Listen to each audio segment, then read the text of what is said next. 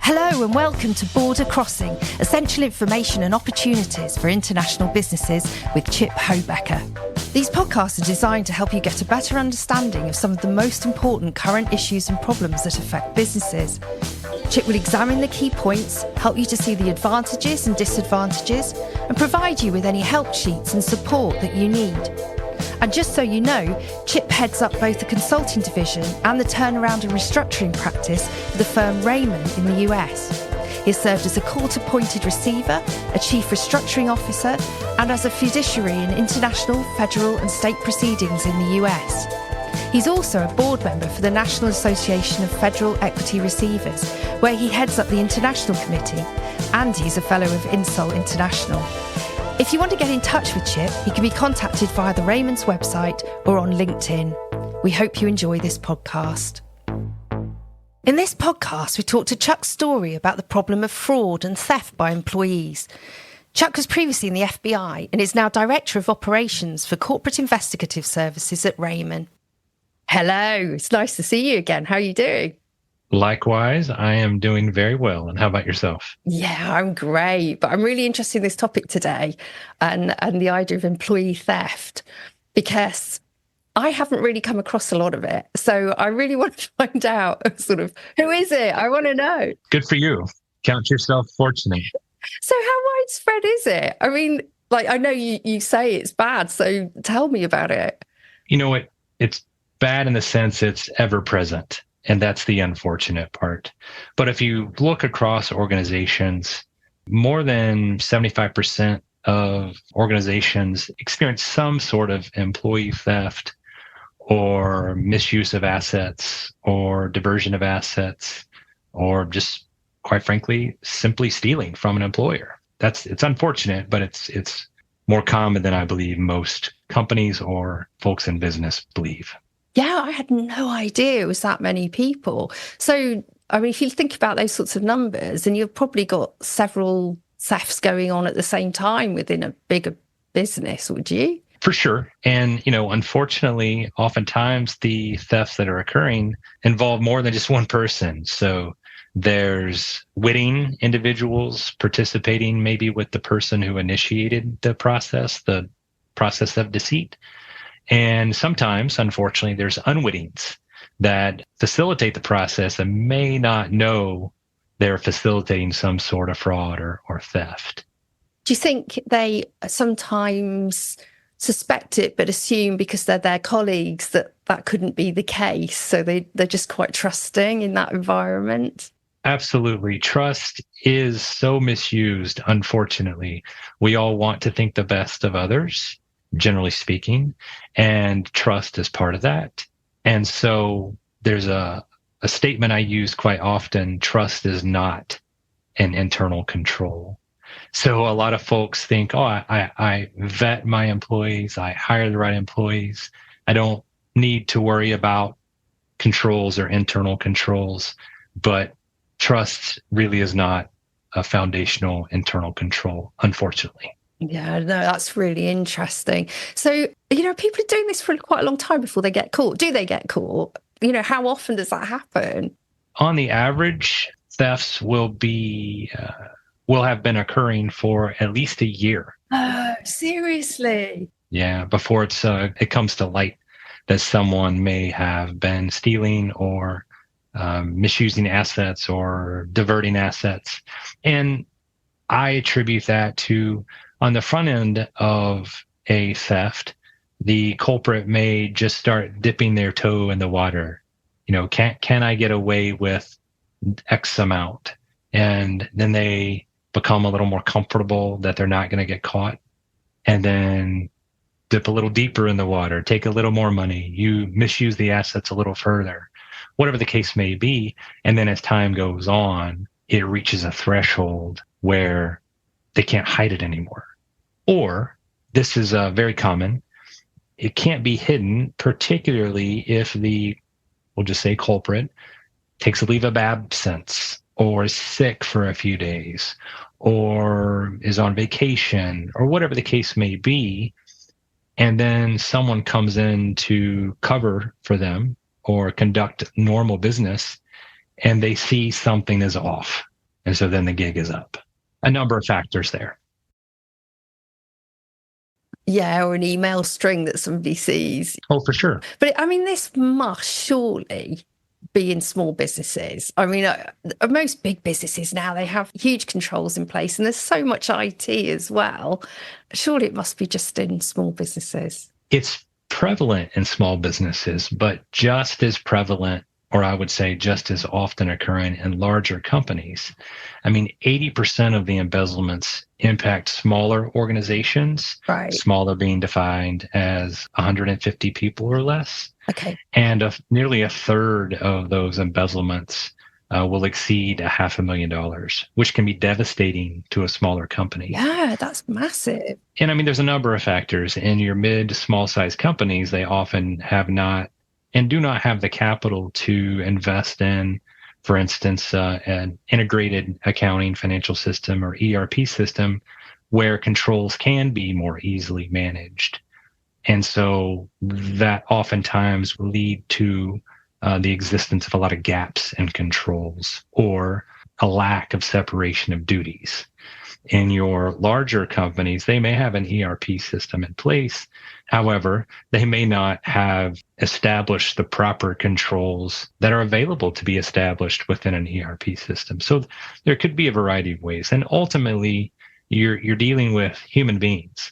And if someone wants to commit a fraud, ultimately, they're spending a lot of their horsepower, if you will, and their mental capacity trying to figure out how to circumvent controls and the systems in place. So you're combating human nature. Unfortunately, it really is, isn't it? So if it's so widespread, why don't we hear about it? Because I mean, I've not come across it. It's like some communal secret, because the stats don't add up to the amount that you actually hear about in the workplace. For sure. And, here's a real answer. A lot of companies don't want the publicity or embarrassment that something of this nature has occurred within their entity. So unfortunately, we often see it's kept somewhat hush-hush.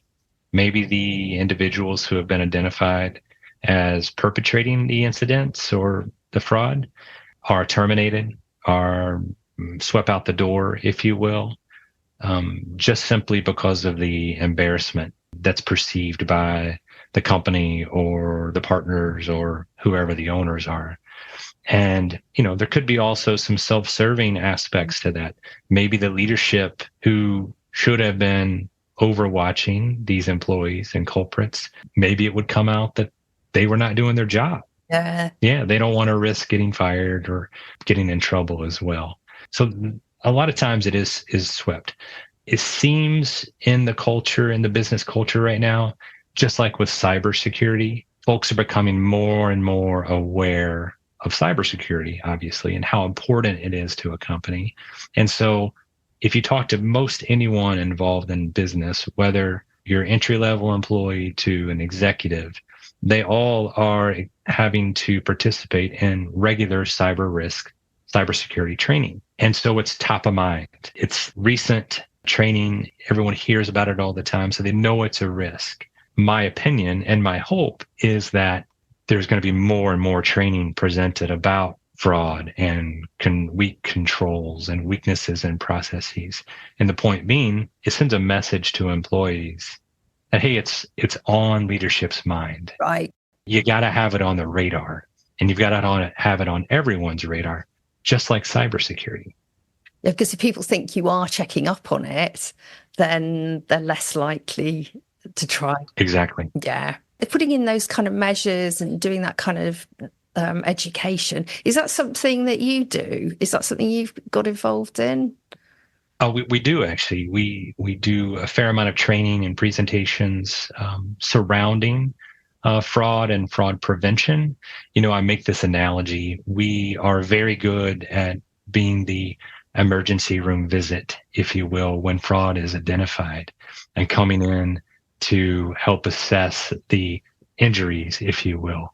However, the real value we can provide is by being the preventative healthcare your primary care physician, right? And trying to mitigate the risks to a company so they don't experience the pain of that ER visit. Kind of a weird analogy, but... Well, no, it makes sense, because if it's been going on average for about 12 months before it gets caught, that's a lot of money to lose, or it could be, couldn't it? So actually just investing in that training must be far more sensible. Way cheaper. Yeah, way cheaper. Exactly. A lot cheaper to do it up front, particularly if there's several people doing it at the same time, if you start to look at those statistics. Oh, for sure. So what do you think people should do? What's your advice to businesses if they do think there's someone stealing from them? What should they do? Well, there's a lot of steps that need to be very, very calculated.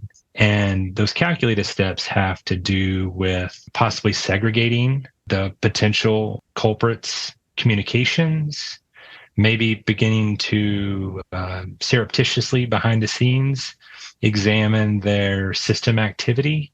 And so if someone goes and confronts a potential fraudster, if you will, with... Yeah, that's what I was about to ask. Yeah. What are you doing? Yeah.